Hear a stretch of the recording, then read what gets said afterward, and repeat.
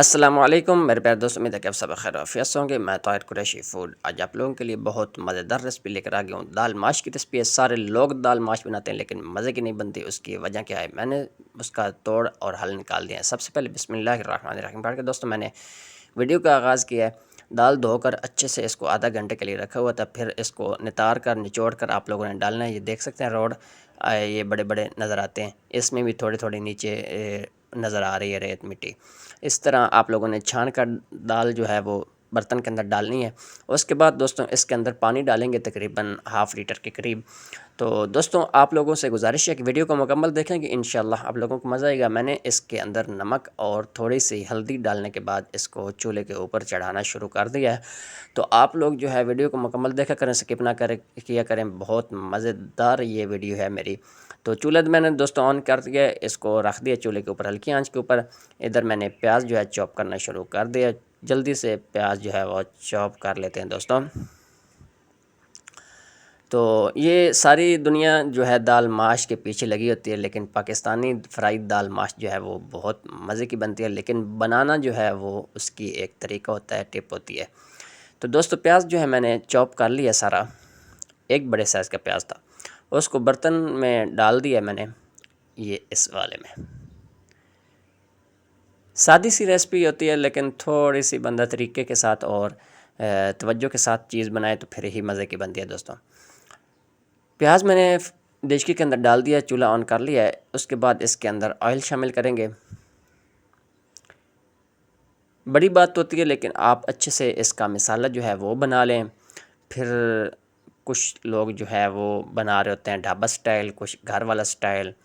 ये तरीका तकरीबन दाल बनाने का एक ही होता है, लेकिन कुछ थोड़ी थोड़ी बहुत चेंजिंग जो है वो आप लोगों को रेसिपी के अंदर मिलती है। तो ऑयल दोस्तों मैंने डाल दिया था। प्याज जो है वो ब्राउन कर लेते हैं दोस्तों। प्याज हल्का लाइट ब्राउन करना है। तो दूसरी तरफ दाल जो मैंने चढ़ाई हुई थी चूल्हे के ऊपर, उसको बॉईल आना शुरू हो गया।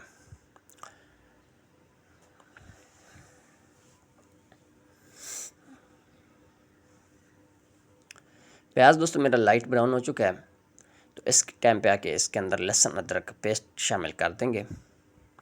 लहसुन अदरक का पेस्ट इस प्याज के साथ थोड़ा सा ब्राउन करेंगे। इसका कच्चापन लहसुन अदरक का ख़त्म करेंगे। साथ ही इसके अंदर बाकी की चीज़ें ऐड कर देंगे। मेरे पास एक टमाटर था बड़े साइज़ का, मैंने इसको ग्राइंड करके दोस्तों ऐड कर दिया है।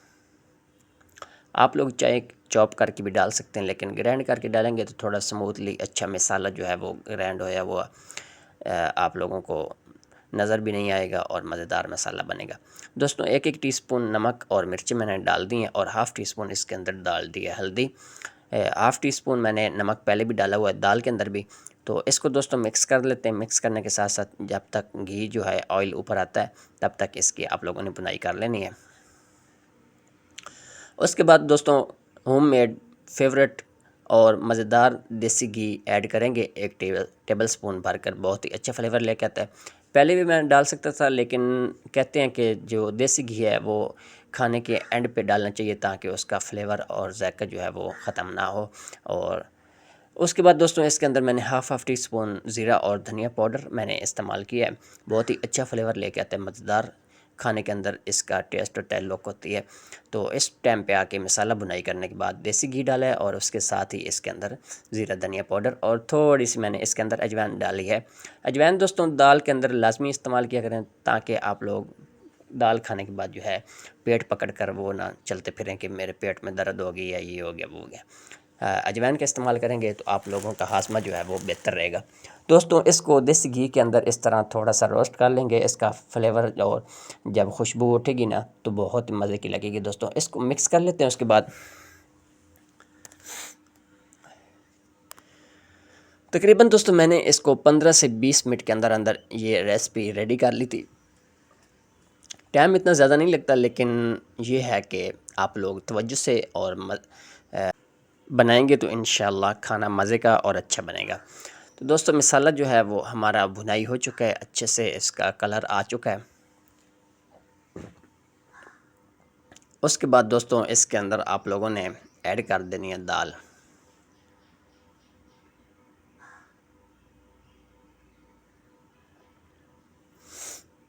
देख सकते हैं मिसाले की ये आंच मैंने बिल्कुल दम वाली कर दी है। मिसाला अच्छे से बनाई हो चुका है, ज़्यादा इसको पकाने की अब ज़रूरत नहीं है।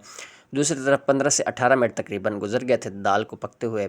ये अच्छी और तकरीबन 90-95% जो है वो हमारी दाल जो है वो गल चुकी है, अच्छे से टेंडर हो गई है। तो छान कर पानी मैंने इसका वेस्ट कर दिया। दाल मैंने इसके अंदर मिसाले के अंदर ऐड कर दिया दोस्तों।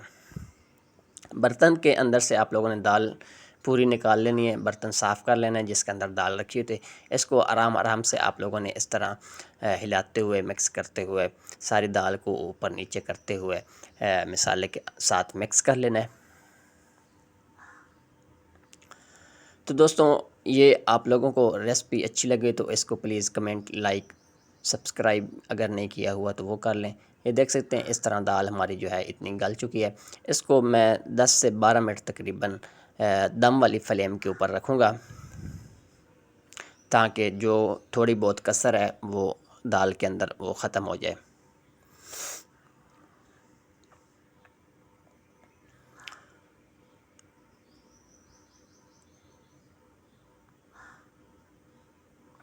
आप लोगों को दोस्तों मेरी वीडियो अच्छी लगती है तो इसको कमेंट कर दिया करें, लाइक कर दिया करें और शेयर कर दिया करें।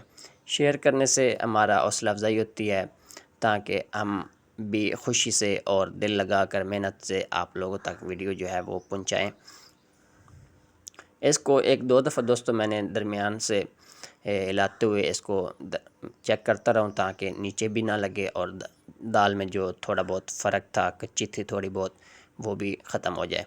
तो इसको 10 से 12 मिनट तकरीबन दोस्तों गुजरने के बाद इसको मैंने गार्निश किया धनिया और सब्ज़ मिर्चों की और अदरक की। ये बहुत ही अच्छा फ्लेवर लेके आती है। 1 से 1.5 मिनट इसको मज़ीद दम पे रखेंगे, उसके बाद इसको गरम गरम रोटी के साथ सर्व करेंगे दोस्तों। आप लोग तंदूर की रोटी के साथ, पराठे के साथ खा सकते हैं। साथ ही हमने चिकन शनवारी बनाई थी। चिकन शनवारी की अगर आप लोगों को रेसिपी चाहिए तो वो अल्हम्दुलिल्लाह चैनल के ऊपर से आप लोगों को मिल जाएगी। साथ ही हमने सिल के ऊपर बनाई है ग्रीन चटनी। तो ये बहुत मज़ेदार बनती है, इसको भी आप लोग ज़रूर ट्राई करें। तो इंशाल्लाह मैं दोस्तों मिलता हूँ किसी और रेसिपी के साथ, तब तक के लिए अल्लाह हमी नस्र, अल्लाह हाफ़िज़, अपना ख्याल रखिएगा। और ये मेरी रेसिपी आप लोगों को पसंद आए, अच्छी लगी तो इसको आगे ज़रूर शेयर कर दिया करें। अल्लाह हमी नस्र, अल्लाह हाफ़िज़, अपना ख्याल रखिएगा।